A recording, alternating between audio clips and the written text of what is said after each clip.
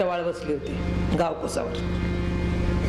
चांगलं कुणाला बघवत नाही, चांगलं कुणाला पचत नाही. भाताचा एवढा मोठा ढीग असतो तो पचू शकतो, पण बासुंदीची एक वाटी सुद्धा घ्या की. आणि त्यात चुकून जर का बासुंदी म्हणून खवा घातलेला असेल तर तो तर पचनी कधीही पडत. दुसऱ्या दिवशी जे व्हायचं ते. म्हणून गाव कोसावर ते बसले होते.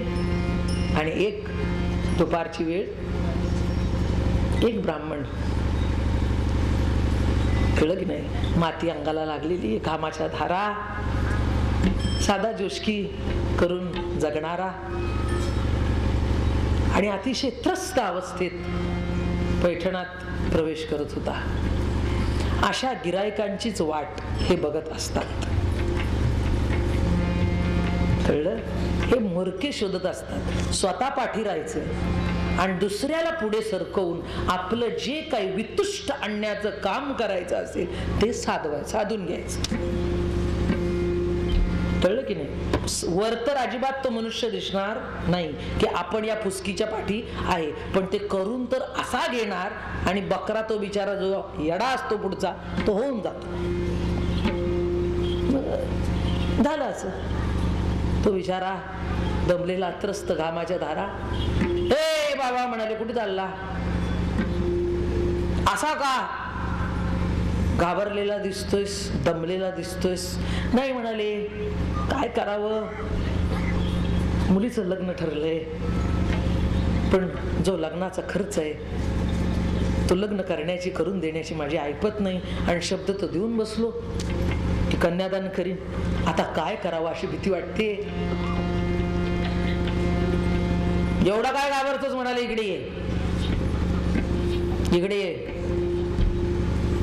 तुला एक सांगतो तेवढं कर. या घरात हे म्हणे आहेत, एक प्रस्थ आहे आणि त्यांना शांतिबिंब म्हटलं जातं. ते किती शांत आहे याची परीक्षा घेण्याचं काम तुझ्याकडे आहे म्हणाले. आणि ते जर का तू केलंस म्हणजे कुठपर्यंत माणसं पैसा फेकायला तयार असतात हे बघा. म्हणून तुम्हाला आम्हाला वाटेल किती उदार बिदार काही नसतं, त्याला बरोबर काम साधून घ्यायचं असतं, तेवढं फेकलं की काम होतं. आणि उघड लोक बोलताना मी स्वतः ऐकलेलं आहे. म्हणजे तेव्हा जे होतं त्याचे वंशजही आता असतात. संतांचे वंशज आहेत, पांडवांचे वंशज आहेत, कौरवांचे सुद्धा वंशज आहेत आणि असे जे सांगितले त्यांचे सुद्धा वंशज आहेत. परवाच आम्ही महाराज म्हणत होतो, शेवटी माणूस तो कुठेही असला तरी माणूस आहे, त्याचं प्रमाणही त्या पद्धतीने चालतं. जगताची राहटी तो देव जेव्हा चालवतो तो अशाच पद्धतीने. आपल्याला वाटतं हे सगळं संपून जावं, पण काही संपत नसतं. म्हणून काय झालं, त्याला सांगितलं तू काळजी करू नको, जा आणि राग आण. म्हटलं काय विशेष आहे, राग आणणं म्हणजे काय आहे त्याच्यात? जा म्हणाले, ते इकडून या गल्लीतून असा जा, तिथून 4th 5th घर आहे, विचार, सांगते तुम्हाला काय सांगू. गेला आतमध्ये, असं प्रवेशद्वार आतच समोर नाथ बाबा पूजेला बसलेले होते. कळलं की नाही? त्यावेळेला त्या प्रसंगी कुणीच नव्हतं दरवाज्यावर.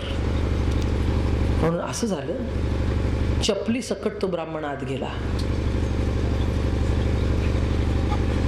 आणि नाथ महाराजांच्या घरची विजयी पांडुरंगाची मूर्ती, इथे वर फोटो आहे ना, त्या विजयी पांडुरंगाची मूर्ती, त्याला नाथ अभिषेक करत होते.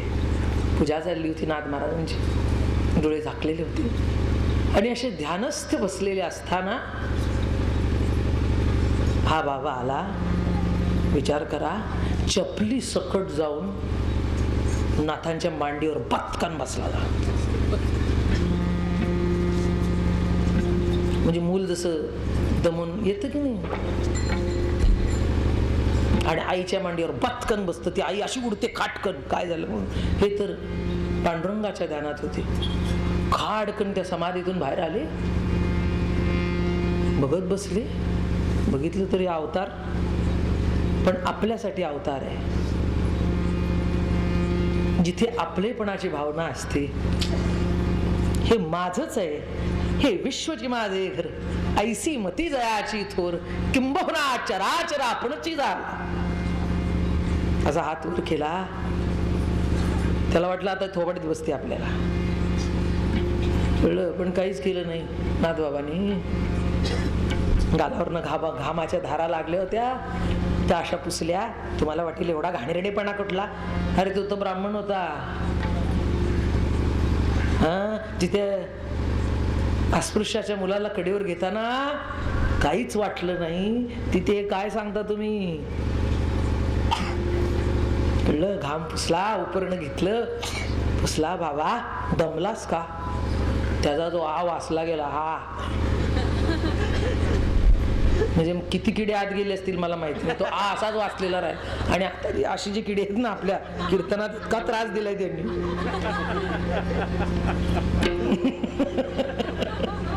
ते किती गेले असते, त्या जो आ राहिला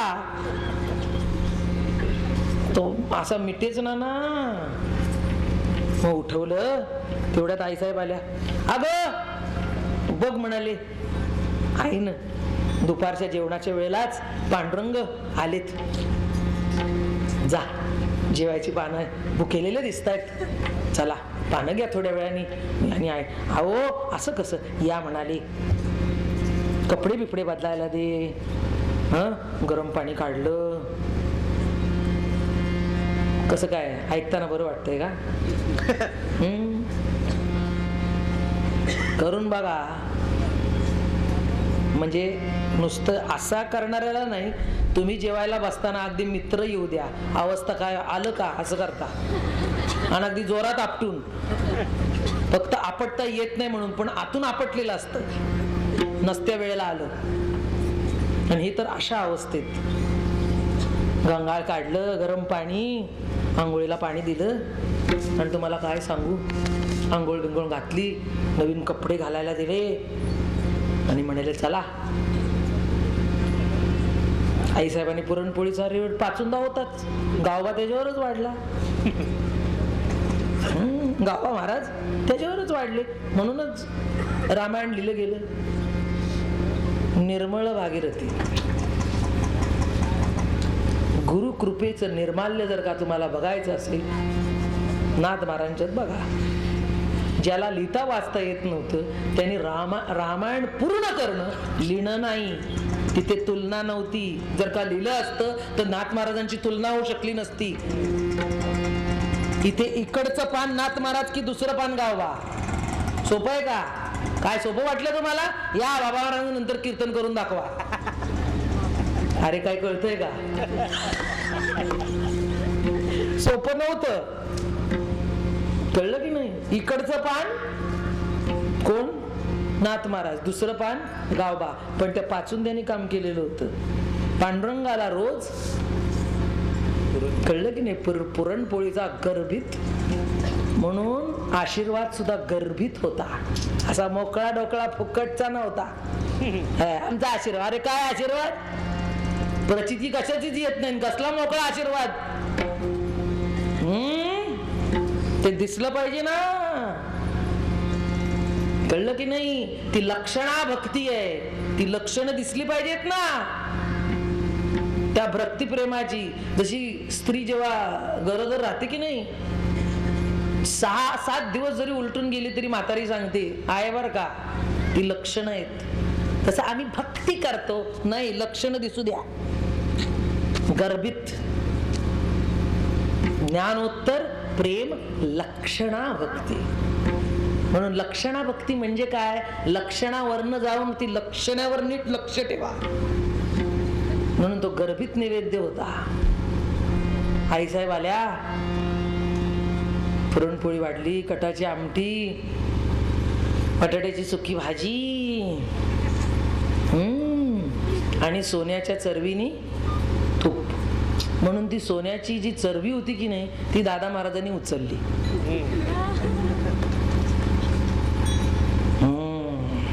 ती ती सोन्याची चरवी जी होती की नाही तीच आमच्या सद्गुरू दादा महाराजांनी उचलली. म्हणून योगीराज महाराज ते रोज सोन्याच्या वाटी चमच्यानी साजूक तुपाचा शिरा रोज डायबिटीज शेवटी झाला तरी खात होते. कशाने खात होते? सोन्याच्या वाटी चमच्यानी साजूक तुपाचा बदाम घातलेला शिरा सद्गुरू दादा महाराज. असं ऐकलंय का वारकरी संप्रदायात तुम्ही? मग कुठून आला सांगा बरं.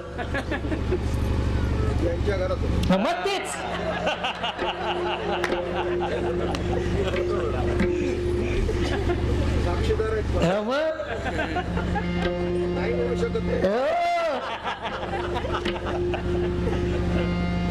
म्हणून तुम्हाला काय सांगू, ती चरवी म्हणजे मला खरंच वाटतं आता ती चमच्याने आपण तूप वाढतो ना, खाता नाही मी, मला इतकं साजूक तूप आवडतं पण ते खाता येत नाही कारण असे मस्त होत ना, तर ते आता जिरवतं ते तूप, उलट म्हणते मस्ती जिरवतं. तेव्हा असंच होतं. कळलंच नाही म्हणाले मी. म्हटलं द्या पैसे. त्याने सांगितलं असं असं चिडवून या, मी करतो. मी हो म्हटलं. नाथबाबा म्हणाले अरे किती वेळ आहेस. निर्मळ भागीरथी शांती क्षमा यमुना सरस्वती असी पदे एकत्र जेथे होती. शांतिबिंब क्षमा केव्हाच. अहो क्षमा म्हणायची सुद्धा गरज नाही. अरे म्हणाले काही अडा आहेस तू, आधी तरी सांगायचंस, मी बाहेर येऊन शंक केला नसता का तुझ्या नावाने.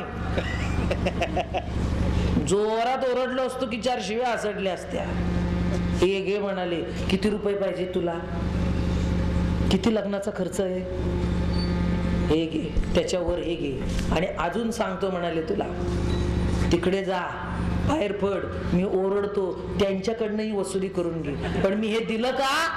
कदाचित ते इतके बेईमान असतात असे लोक, आयत्या वेळेला गेल्यावर तुला नाही म्हटले तर, म्हणून हे आपलं असू दे, पण त्यांच्याकडनं वसूल केल्याशिवाय सुद्धा दाम दुप्पट वसूल कर. हो बाहेर म्हणाले. आता घाबरू नको. तुम्हाला सांगू, हंबरडा फोडला, कडकडून मिठी मारली, कळलं की नाही, मिठी मारली कडकडून. म्हणाले माय बाप्पा माफ करा रे. कसली माफी म्हणाले, माफी काय काय काय, जे का रंजले गांजले, जे का रंजले गांजले,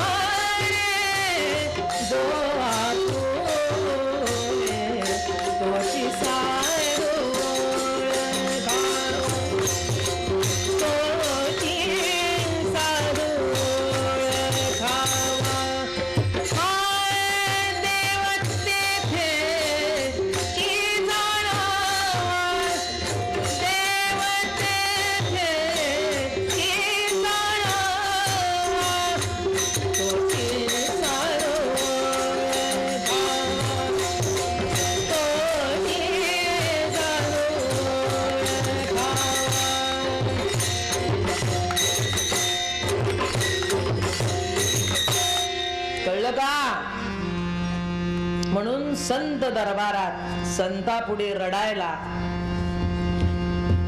कधीही घाबरू नये. आणि माझी ही वैयक्तिक भूमिका आहे, कुणाला पटेल न पटेल, पटत नाही म्हणून तर बरेचसे घोटाळे होतात. आपली सहजता कधीही बिघडू देऊ नये. ॲट व्हॉट एव्हर कॉस्ट, कुठलीही किंमत देऊन आपली सहजता जीवनात घालवू नये. ना पदासाठी, ना प्रतिष्ठेसाठी, ना लावासाठी, ना लौकिकासाठी. तुमची सहजता गेली, तुम्ही संपला. त्या सहजतेतून जे जे व्हायचं ते सद्गुरुनाथ करून घेतात. तुमची सहजता जर की संपली तर देव तुम्हाला कधीच भेटू शकत नाही. कारण सहजता हे मूळ त्याचं आणि संताचं अस्तित्व आहे. एक चरण त्याचं आणि एक चरण संताचं. म्हणून समचरण जी पांडुरंगाची आहेत ती यास्तव आहेत. कळलं की नाही? पांडुरंग कसा उभा आहे सांगा बरं मला. दोही बाई संताची सभा,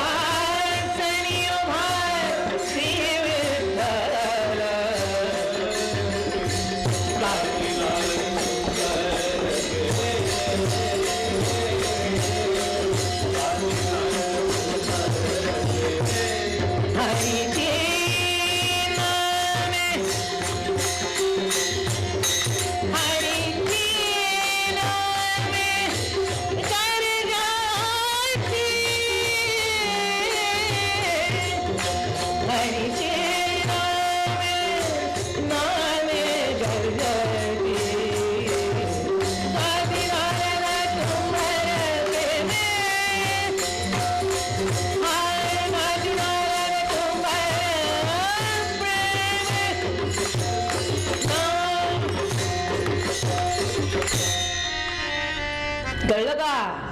कोणाला घेऊन आलाय तो? संताला घेऊन आलाय. म्हणून कृष्ण अवतारामध्ये कोण आहे? देहुडा चरण वाजवितो वेणू गोपिका रमणू स्वामी. कारण का?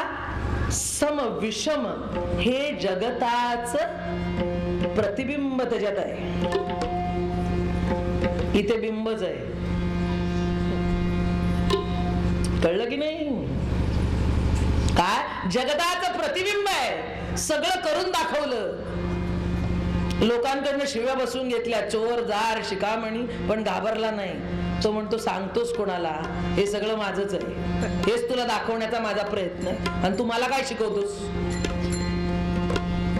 जसं बापानी पोराला तिजोरीची चावी द्यावी सांगावं उघड, आणि ते इतकं थक्क व्हावं सगळं बघून, तेच बापाकडे येतं सांगत, बाबा बाबा बाबा हो तो हार बघितला का? अरे येड्या मला काय सांगतोस? मला सांगतोय तिजोरीची चावी कोणी दिली तुला? मी दिली. आणि मला सांगतोय नाही. पण तो जो अचंबा असतो, तुझे आश्चर्य असतं ते व्यक्त होत असतं. म्हणून माझं नेहमी तसंच होतं. मी आपली येड्यापणाने महाराजांकडे धावत नेहमी जाते. महाराज असं मला म्हणते का बस मला काय सांगतेस? झालं का? फाटकन फुस म्हणजे फुग्याला टाचणी लावल्यासारखं मला करतात. असो दुसरे कोणाला करणार? कळलं की नाही? म्हणजे आपण धावत जावं. कळलं की नाही? मी नेहमी जाते. ते त्यांना म्हणतं की एवढी मोठी झाली नाशिक कशी, म्हणजे दोन्ही बाजूनी तेच बोलतात, कारण शेवटी त्यांचा अधिकार आहे. परवा 50वा वाढदिवस माझा झाला, मला म्हणतात हिच्याकडे बघून मला असं वाटतच नाही की 50 आहे, तो पाठचा शून्य काढावा, हिला 5 म्हणून बघावे. म्हणजे दोन्ही तेच बोलतात. म्हणजे एकदा त्यांच्याकडनं मला कळू दे की त्यांची अपेक्षा काय माझ्याकडे.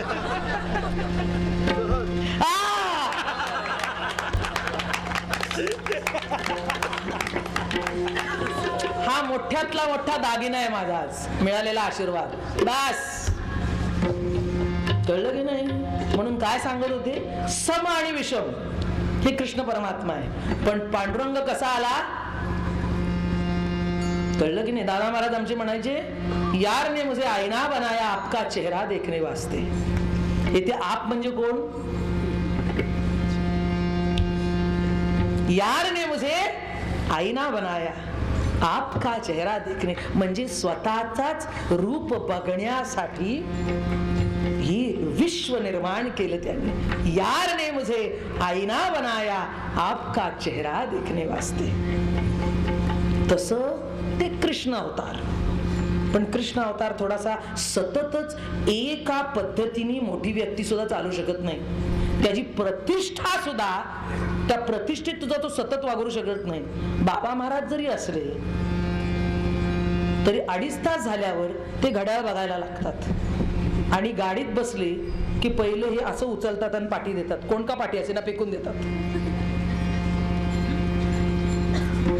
काय तो जो फेटा आहे तो असा उचलतात आणि पाठी फेकतात. का? आता बास झालंय. म्हणजे हे बाबा महाराज पण बास झालं, माझी सहजता माझ्या बरोबर राहू दे. कळलं? तसं ते किती वेळ ती कृष्ण